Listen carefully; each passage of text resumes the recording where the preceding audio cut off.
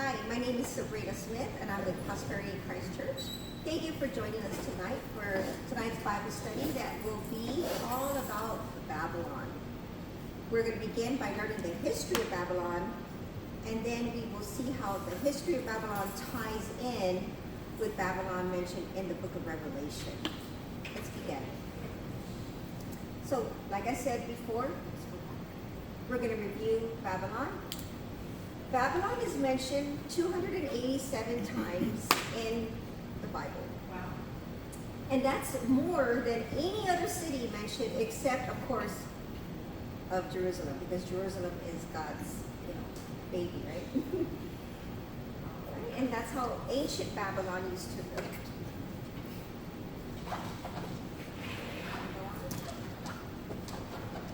So, in literature, there's such thing as what's called personification. And what that means is they'll take an object or a place, a noun, person, place, or thing, maybe a thing, and or place, and then they'll personify it to make it seem like it's something else. For example, here, Babylon is, in the Bible, it's personified as a woman in the Bible. So here we have 550 BC, that's when we had the city of Babylon that was very powerful. It was so powerful that it conquered all the neighboring cities, and it was just like the main city that was in control of the entire area. And this entire empire, the Babylon Empire, they worshipped false gods. They committed idolatry, which is a no-no in God's eyes, right? Remember that always. And then here is how Babylon looks like today in Iraq, actually, is where you'll see it. But it's just the remnants. It does not look like that at all. It's just what's left over, because Babylon is pretty much like a deserted area. No one can say, oh, I live in Babylon. No, it's just all ruins. So this is what when you hear the word or read about the word Babylon, it's going to be referring to the city when you're reading the Old Testament. But when you get to mainly the Old Testament, but when you get to Revelation, when it's talking about the end times, then they'll talk about her as a woman.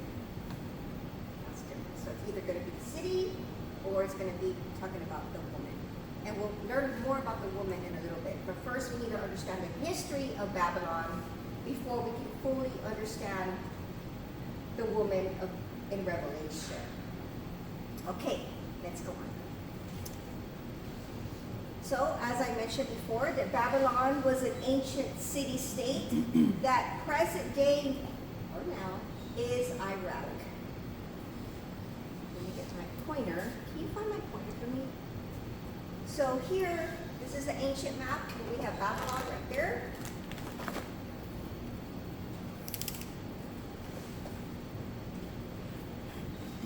And Babylon ended up just conquering all the neighboring cities and just expanding its territory. Today, Babylon is in Iraq. Now, keep in mind that the Muslims make up most of the population there.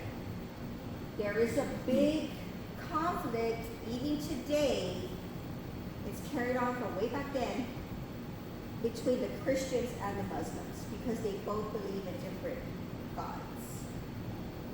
Okay? And so it's Iraq today.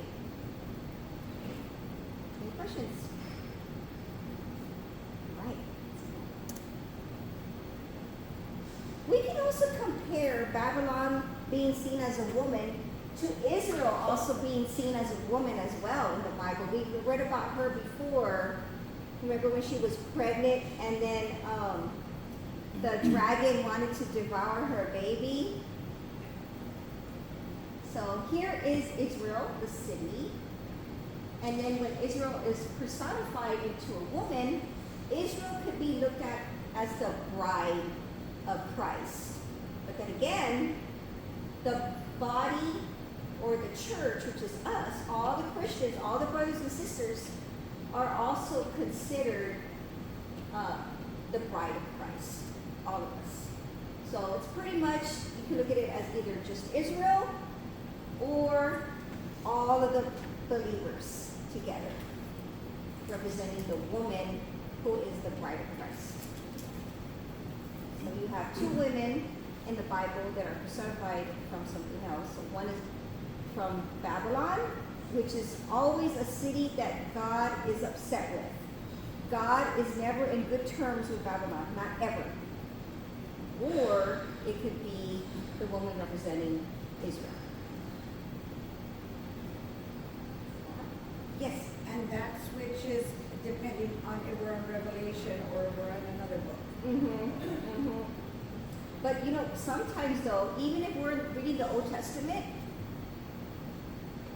there's prophecy all throughout the Bible. So sometimes in the Old Testament, they'll be talking about Babylon, but it'll be a prophecy for the end times. So it's just, you have to use context clues to figure out, like, hey, are they talking about the spiritual Babylon or the city?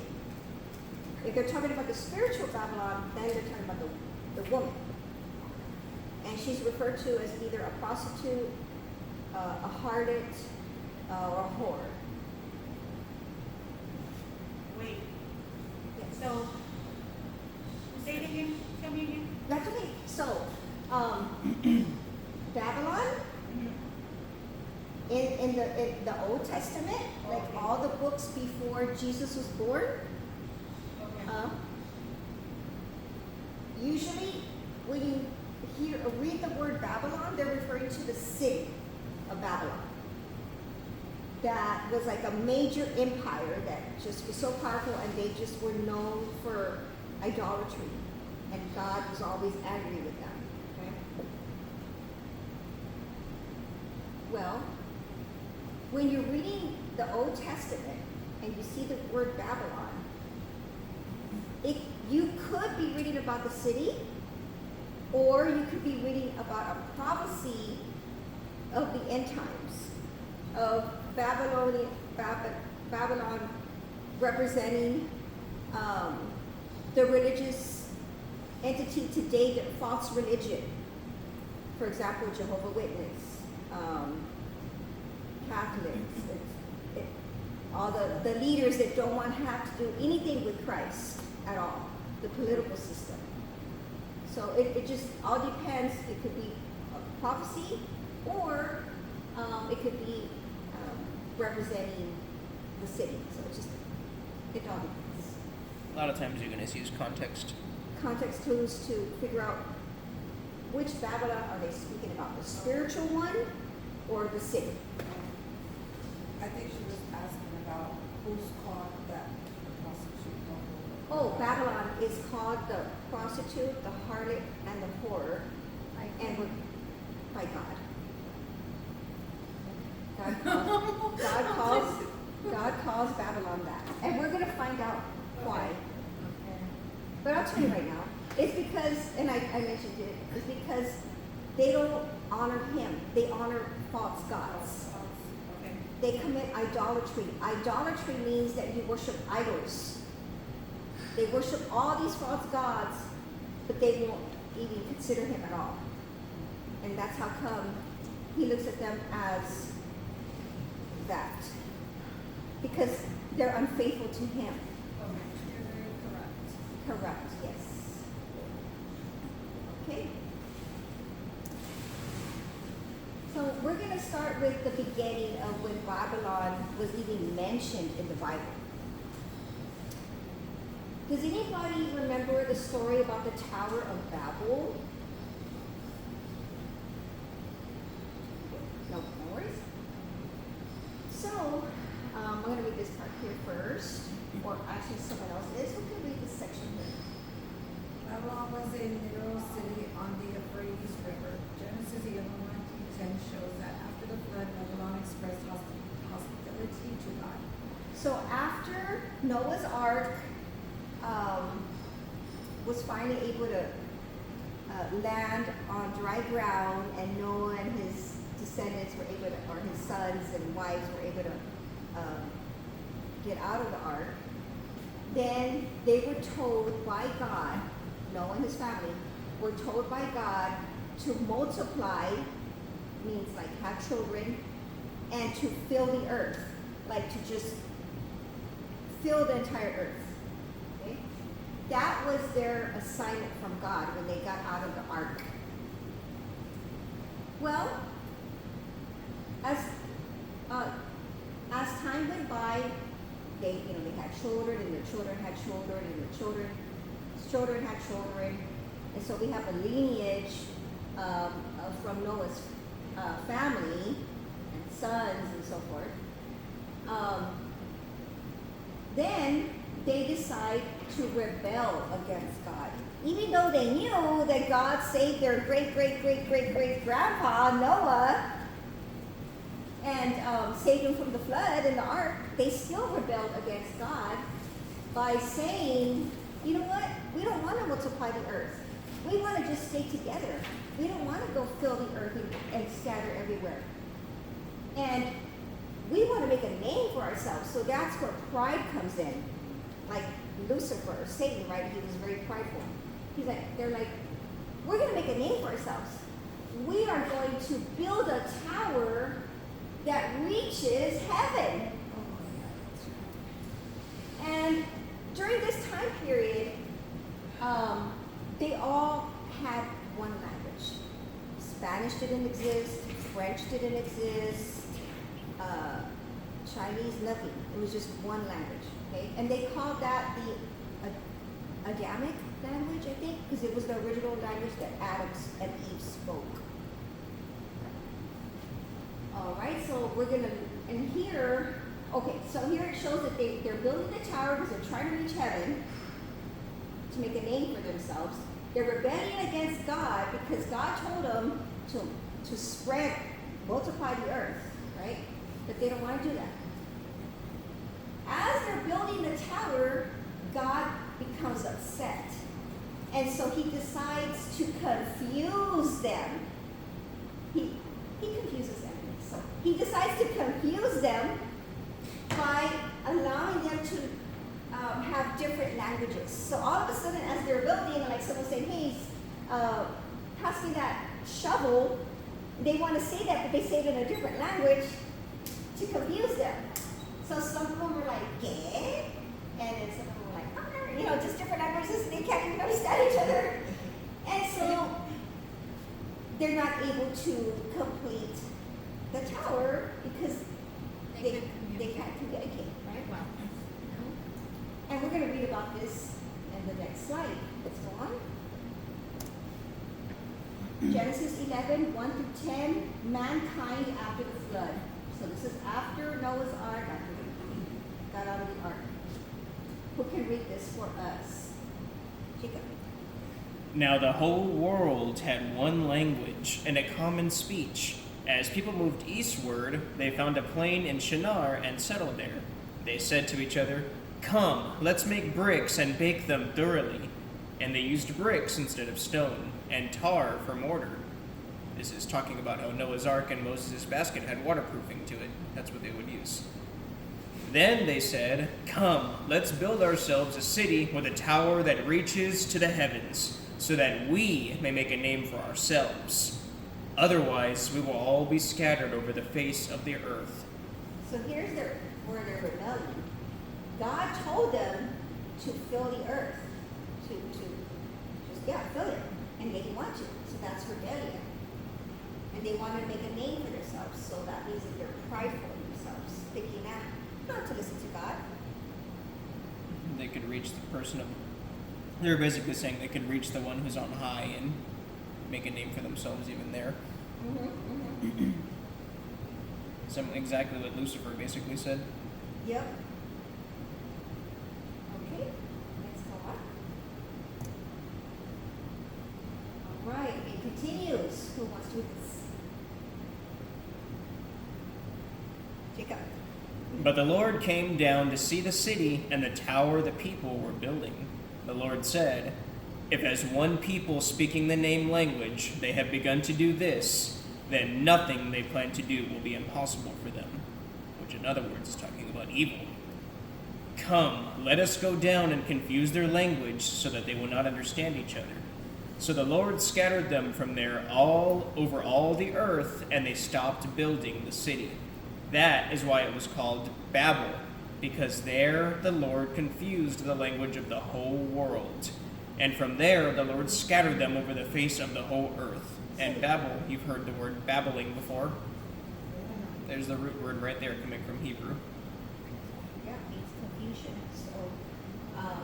So God got what he wanted, right? He had them scattered all over the earth. So all the people who spoke French, they're like, okay, let's all go over here so we can understand each other. And then the people who spoke Spanish, they're like, oh, let's go over here.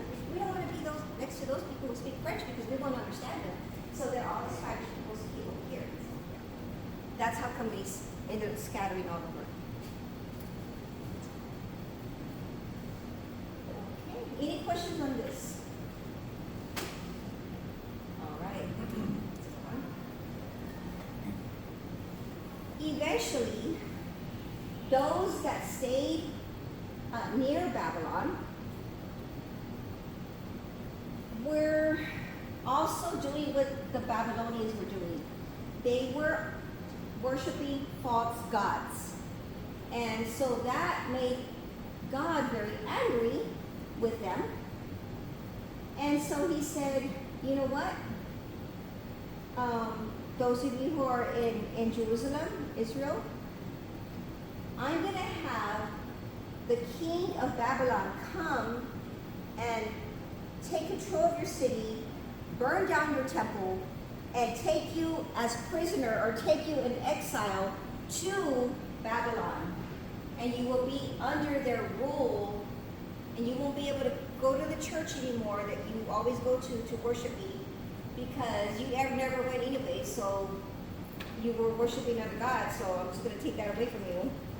And they were taken from their homes to Babylon to be in exile there. It says here, Babylon was later the capital of the Babylonian Empire that cruelly conquered Judah. So Judah is another name for Israel. It's the northern part of Israel. The conquest was led by King Nebuchadnezzar II to destroy Jerusalem and the temple, leading to the forced exile of many Jews to Babylon.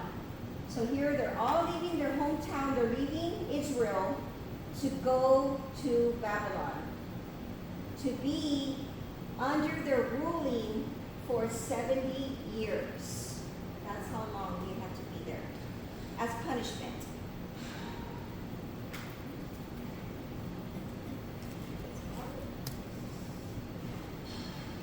Well,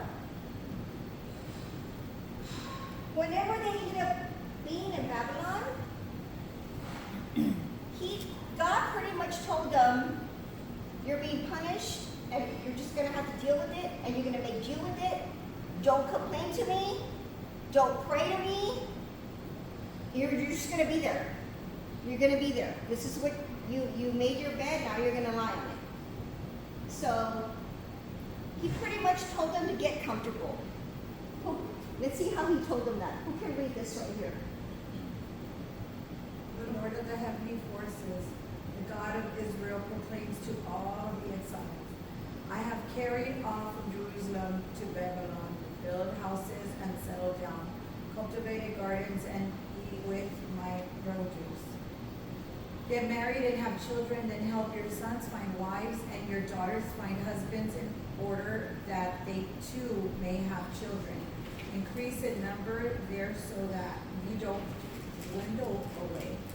Promote the welfare of the city where I sent you into exile. Pray to the Lord for it, because your future depends on its welfare. Okay. As I mentioned, thank you. It says God will eventually deliver them from exile. Later on, he's going to allow them to go back home to Israel.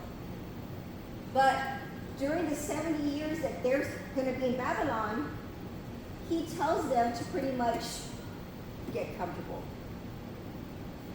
Just build houses, settle down, build your gardens, like just accept that you're going to be living there, have children. But not only that, I want you to pray for those that are ruling over you. That's hard to do, right? But he tells them, you need to pray for the welfare of the city of Babylon that pretty much took you from your home. And because if not, that's going to hurt you. It depends on your welfare. So God is pretty much telling them that they are now in a difficult place because they're no longer in their hometown of Jerusalem. They're in Babylon. But even though they're in a difficult place, he says your life and calling are not over. Remain faithful, build families, contribute to the community, be good citizens, and pray for the people around you.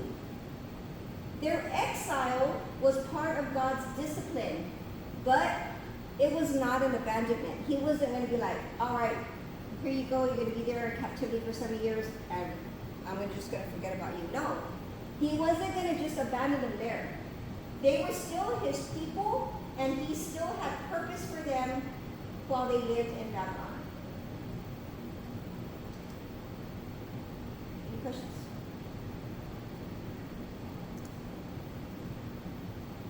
Well, eventually, remember I said that God was going to allow them to be under exile for 70 years? Eventually, he was going to let the Israelites go back home. And when he finally said, okay, you can go back home now after 70 years, he decided to punish Babylon, the Babylonian king in Babylon. Even though he had already allowed them to take them into exile, he decided to be angry at Babylon for doing it. But he was already mad at them in the first place. He's always been mad at them. But he used them to punish Israel. Now here it says, God was angry with Babylon primarily because of his extreme pride, its violent cruelty towards congregations, and its aggressive idolatry. While God initially used Babylon as an instrument to punish the people of Judah for their sins, he ultimately judged Babylon for its overreach and arrogant defiance of heaven.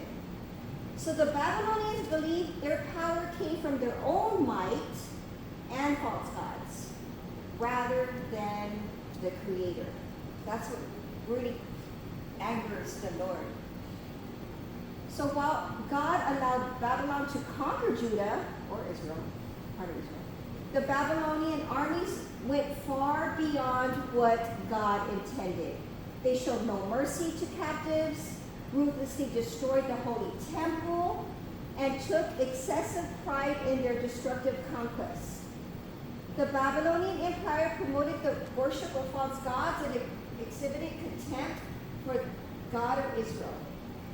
For instance, King Belshazzar used the sacred gold and silver vessels from the temple in Jerusalem to praise pagan idols, prompting immediate judgment. So pretty much the reason he's mad at Babylon and he will be mad at them until the end of the earth, end of time, is because they worship false gods. Right, let's go on. Here's an example in Isaiah 47. Here they're talking, well, I want you to tell me what they're talking about. Isaiah 47 says the fall of Babylon. Who can read this? I'll read it. Okay. Okay. Go down, sit in the dust, virgin daughter of Babylon. Sit on the ground without a throne, queen city of Babylonians. No more will you be called tender or dunghill. Okay. So here they're talking about the city because he's angry with Babylon for mistreating his people for 70 years. So that's just an example of what you'll read when they mention like the daughter of Babylon. Okay, let's go. Now we're going to get into the spiritual Babylon.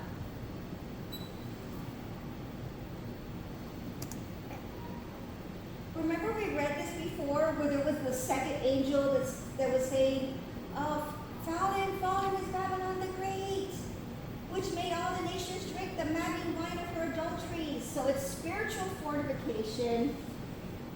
Babylon is referred to as modern political worldly powers, mankind rebels against God or religious system. So pretty much all the false religions, all the political worldly powers today that are not believers in our God. That's what that's representing. Okay, let's go on. We can compare it to what they mention as in Isaiah 21:9. It says, look, here comes a man in a chariot with a team of horses. He gives back the answer, Babylon has fallen, and all the images of its gods lie shattered on the ground. So the Lord's going to seek vengeance on the Babylonian, spiritual Babylonian, which are the false religions and the political leaders who are against him. Let's go on. Here, he split the city into 3 parts. And he gave the city of Babylon the cup of fury because of their idolatry. And I was thinking to myself, why 3 parts? And I'm thinking because he's like, no, it's not your fault, God. It's God, the Holy Spirit, and Jesus.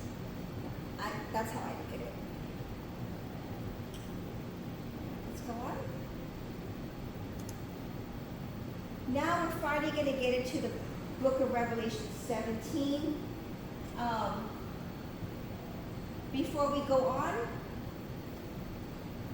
what do we know about Babylon so far? What have we discussed tonight? If someone asks you about Babylon, what would you tell them? It's Iraq. It's Iraq now, right? Yes, modern day Iraq. It's, Which Babylon? yeah, which Babylon? Yeah, either one, right? It could be one of the two. Huh? God didn't like Babylon, and he never will. And he used Babylon for Israel. Babylon is against Israel. Yeah. Mhm. It's a city of multiple idolatries. Yep. Yeah, they believe in idolatry. Yep. Okay, very good. Let's go on. All right. So Revelation 17, Babylon, the prostitute on the beast. So first, we're going to read about this prostitute on the beast, and then we're going to read about what they represent. What does the prostitute really represent, and what does the beast represent? Okay, who can read this slide right here on this? Okay, Anita? One of the 7 angels who had the 7 bowls came and said to me, come, I will show you the punishment of the great prostitute who sits by many waters. With her, the kings of the earth committed adultery, and the inhabitants of the earth were toxic with the wine, intoxicated. Okay, so let me read that. Were intoxicated with the wine of her adultery.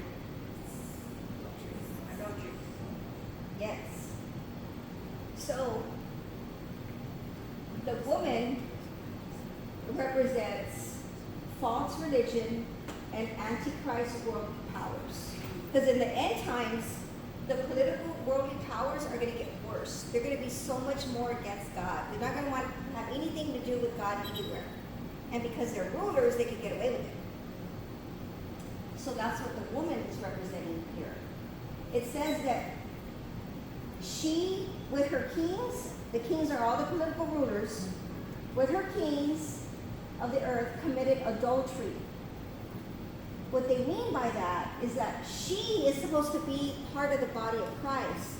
She's supposed to be like a believer, but she's not. Instead of being the bride of Christ, being faithful to God, she's over here worshiping false gods. So that's how come she's committing adultery, because she's not being faithful to God. She's messing around on God, having a relationship with false gods.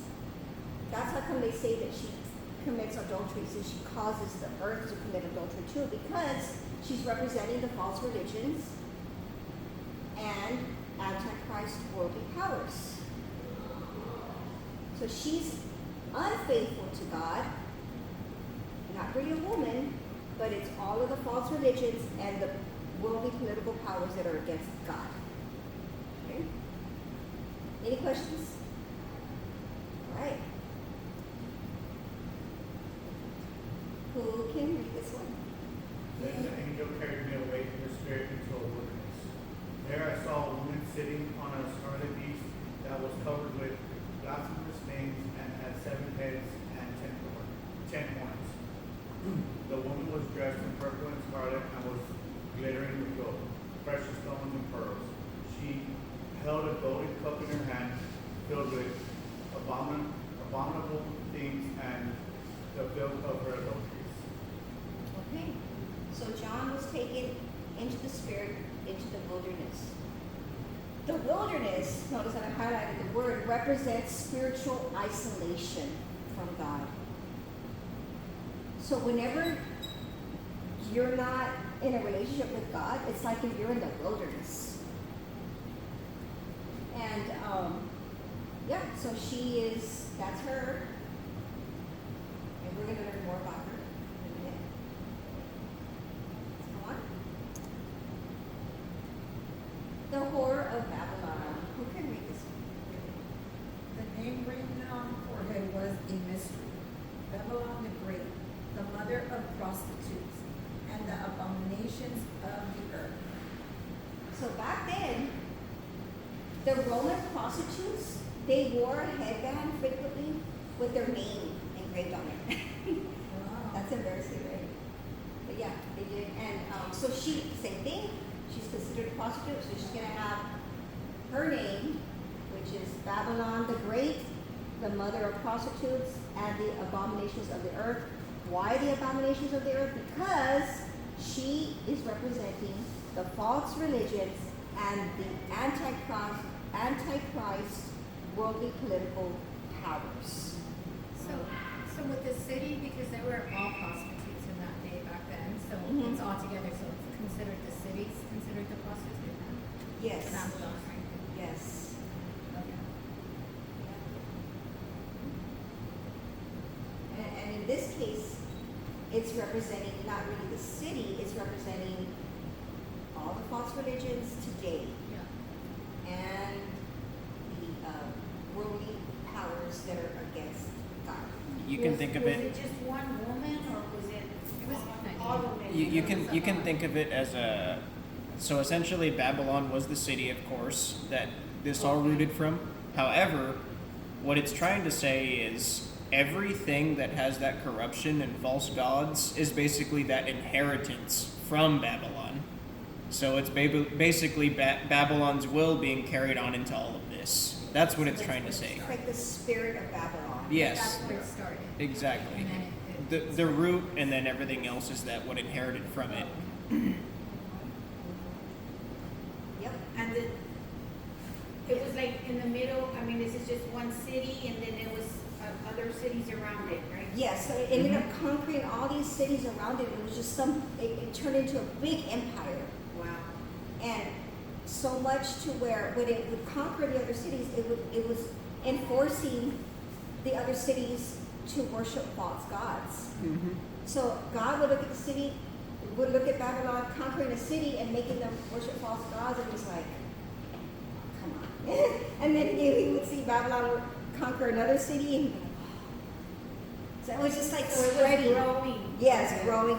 Just spreading. Yep. And while it's not present anymore, the spirit of it continued on, essentially. Oh, wow. And that's with places like Iraq, places like all of that. All the hatred towards God. Exactly. That's Those what- that chant death to America, those are part of Yeah. those are that's the woman Yeah. of Babylon, but it's Oh, not really a now we're woman. getting to word. Yeah, Just it, representing. it's the spirit representation The spirit, of, yes, there you that's go. what the woman is. Like you've heard of the spirit of Jezebel, right? There you Like go. they say, oh, that girl has the spirit of Jezebel. Well, she's not really Jezebel, but she has the spirit of Jezebel. Same thing here. The churches that worship false gods, they have the spirit of Babylon. So it like goes back to there. Mm-hmm. Okay, let's go on. All right, who wants to read this one? Go ahead. Okay, I saw that the woman was drunk with the blood of the holy. I saw that the woman was drunk with the blood of God's holy people, the blood of those who bore testimonies to Jesus. When I saw her, I was greatly astonished. So notice that I highlighted in red. She was drunk with the blood of God's holy people. So Christian slaughter. Even today, you hear about Christians being killed because of their belief in God. Mm-hmm. And that's what that represents. That they kill Christians. So I saw the woman was drunk. What was the woman? Babylon, Okay, the yeah. prostitute. She was drunk with the blood of God's holy people.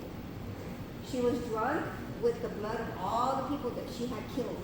Oh, All the Christians.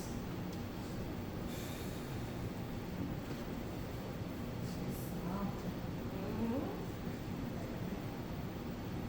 The martyrs that died for their beliefs. That's right. So Oh, that's a wicked picture. Yeah. I'm looking at everything, like, it has so many So things much in it. detail. Yeah. Because those are all the people right there. I Yeah. guess they took them. It's crazy, right? And then that must be the idol. Yeah. All right. Like, even the cook has some. Okay. Someone could just read only the section. I'll read it. Okay. Then the angel said to me, "Why are you astonished?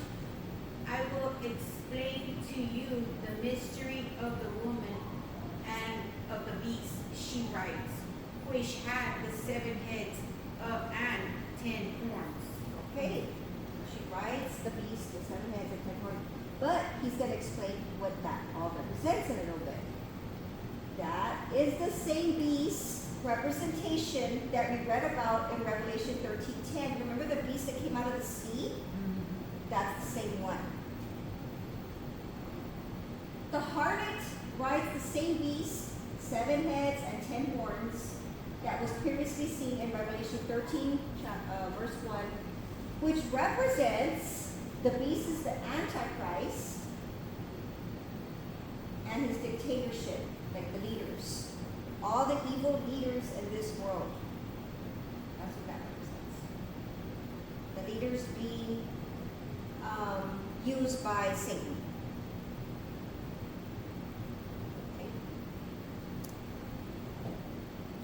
All right. Let's read this. Jacob. The beast which you saw once was, now is not, and yet will come up out of the abyss and go to its destruction. The inhabitants of the earth whose names have not been written in the book of life from the creation of the world will be astonished when they see the beast, because it once was, now is not, and yet will come. So what this pretty much means is that in the end times, even today, there's deceiving spirits that will have people worship a false god.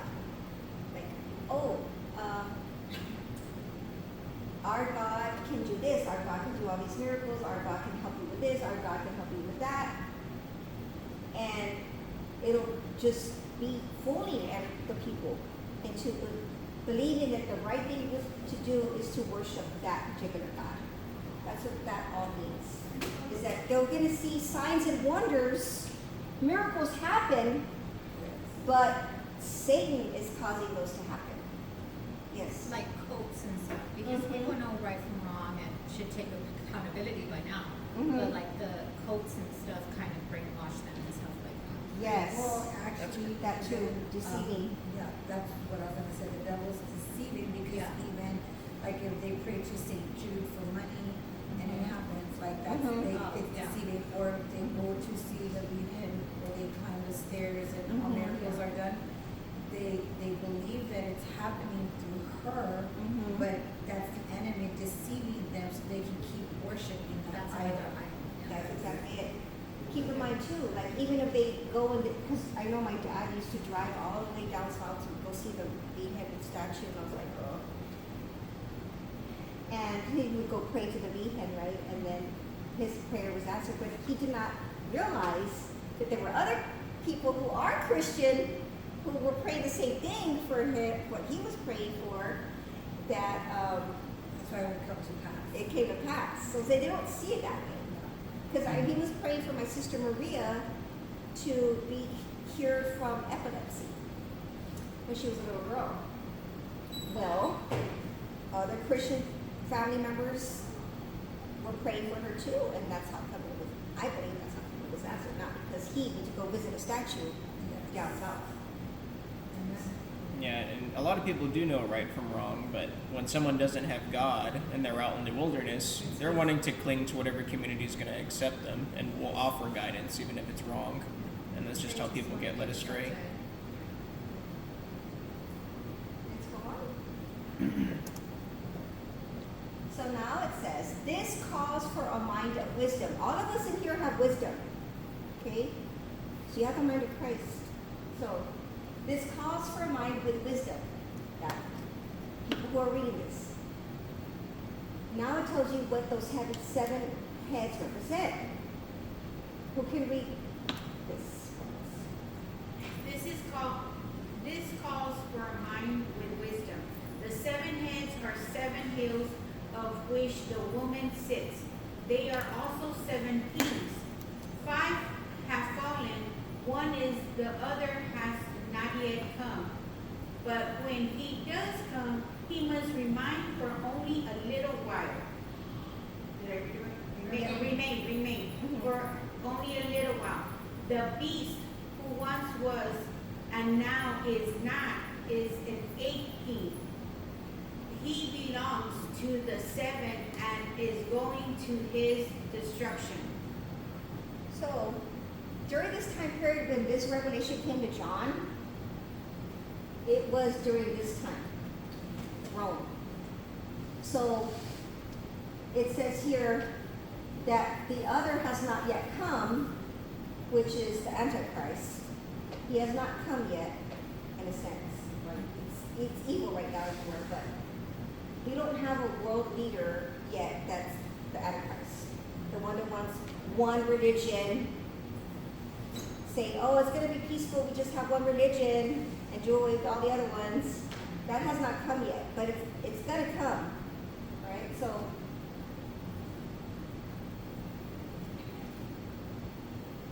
we had Egypt. It's 7 kings. So we had Egypt, that's 1, Assyria, 2, 3, Babylon, 4, Medo-Persia, 5, Greece, and then Rome, and then eventually it's going to be the Antichrist. He's going to rule for 7, it says here, 7 years. But after he rules, then that's when Jesus is going to come and be like, you're not ruling anymore, I'm taking over. I'll let you go enough. Yeah. And how it says 7. Mhm. Holy, right, yeah. Okay, let's go on. Remember the statue? I told you we're ready. Stop worrying about that. Yeah. So, these are the 7 kings or 7 kingdoms. Egypt was, Assyria was, Babylon was, Persia was, Greece was, right? Remember? Rome, the one that is, that's during John's lifetime. The crumbled feet of clay right here, that's now. All the European nations, the U.S., that's all of us now. Eventually, the Antichrist is going to come and rule as well. After he rules, then this rock, which represents Jesus Christ, is going to come and knock down the statue, get rid of all the worldly rulings, and he's going to rule the earth.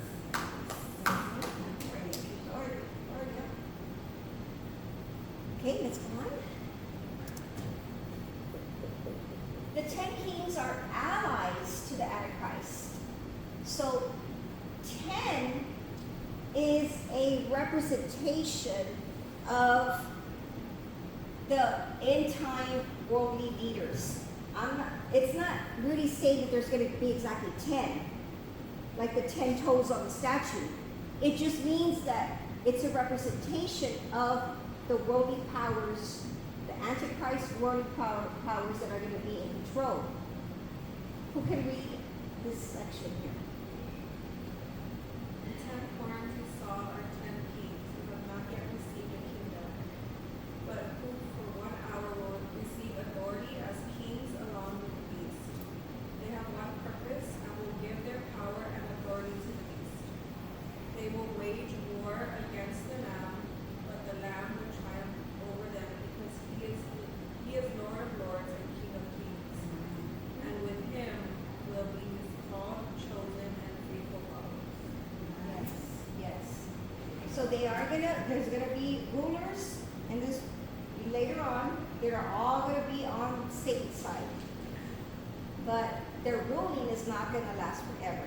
Eventually, God's gonna come and do with them. Take over. Okay, let's go on. 10. 10 kings who have received no kingdom as yet. So this probably alludes to a 10-nation confederation, as in the toes of Daniel. Remember the toes of the statue? But some take 10 as a symbolic number. And the reason they take 10 as a symbolic number is because God's judgment is against false gods. Example, 10 plagues. Remember when Egypt had the 10 plagues? It was because of their idolatry. And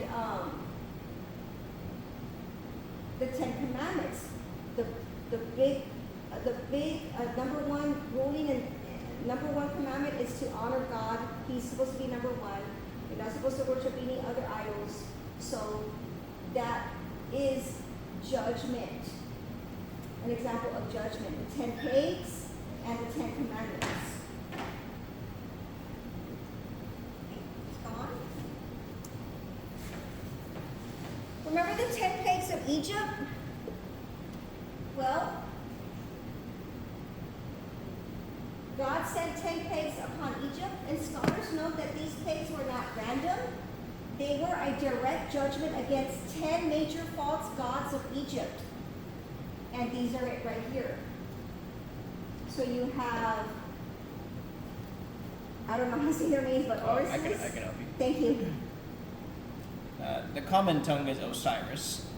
And then the next one is Heket, which was the frog goddess. Then there's Geb, which is the earth god. We have the bug god known as Khepri, which is said to have some sort of involvement when it came to life itself. Then we have Hathor, which is the goddess associated with bulls and cows. Isis, which is the goddess of health.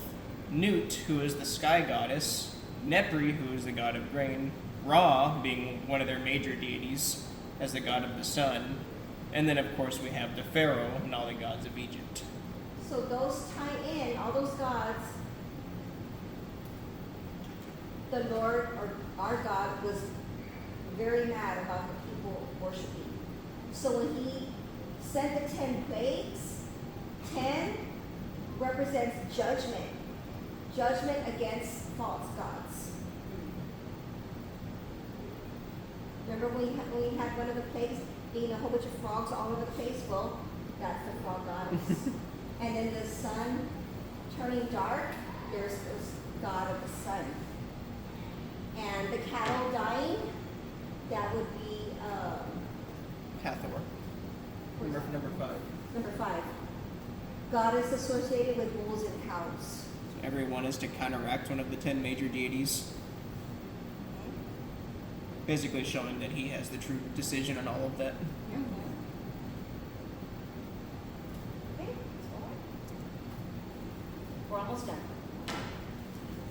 harlot's influence is worldwide, meaning that the whole earth is going to end up worshiping false gods. It says here, then the angel said to me, the waters you saw where the prostitute sits are peoples, multitudes, nations, and languages. So this harlot is going to just have everyone worship false gods throughout the whole earth. But not everybody. Not us. Basically, the influence I was like, itself. wait a minute, you're gonna make me do that? Yeah, no, not us, not the believers. Yeah, basically, the influence will reach every point of the earth. Yes, the influence will reach every, yes, that sounds better. Thank you. Okay, let's go on. So sometimes when people don't want to turn from their ways, God's like, all right, you want to do that? There you go. Go ahead. I'm going to just let you do it. You just got to learn the hard way. Sometimes we have to learn the hard way, right? So God sometimes allows us to learn the hard way. So that's what he ends up doing at the end times. He's like, you want to worship those other false gods? Go ahead. I'm going to let you do it.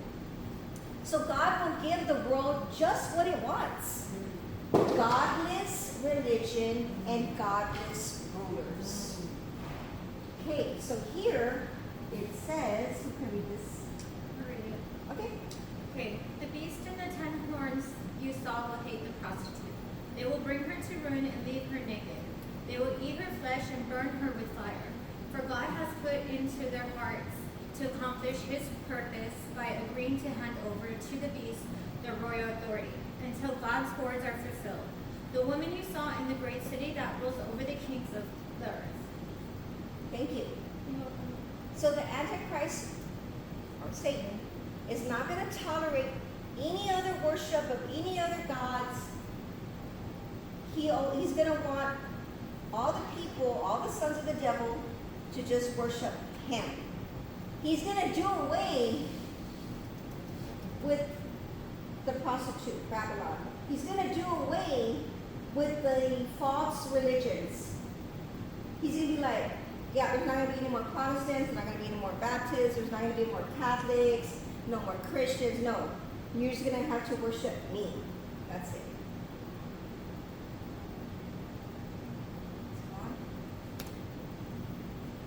A long time ago, we learned about Daniel's prophecy about the 70 times 70 years, which totaled up to 409 years. That ties into what we're learning in the book of Revelation.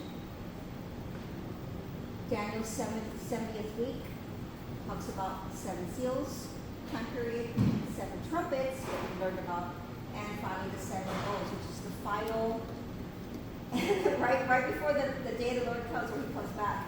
It's like the main wrath that he pours on the earth. Before the main wrath that he pours on the earth, we are, we're saved. We're okay. You know, we might be over here, but we're not over here. Like towards the end, it's like God's major wrath on earth. And so, I'm not going to go into all of this, but this ties in with the 70th week of Daniel that we learned in the past. I don't know if you remember, and if you don't remember, no worries. It is just saying that there's a time period starting from 444 BC all the way until this time period. We don't know exactly when, but there's a timeline for whenever the Lord's going to come back. To turn 26 right there. No! But yeah. You're right. But yeah, it's just all been prophecy. I think that's the last time. Let's see. Yeah, that's the last one. I know it was a lot, but I just wanted you to learn about Babylon before we read about Revelation, so that way you could know where the history, Right. how come it's a spiritual Babylon. Okay, you're missing a lot of context if you're reading Babylon every time. Thank you.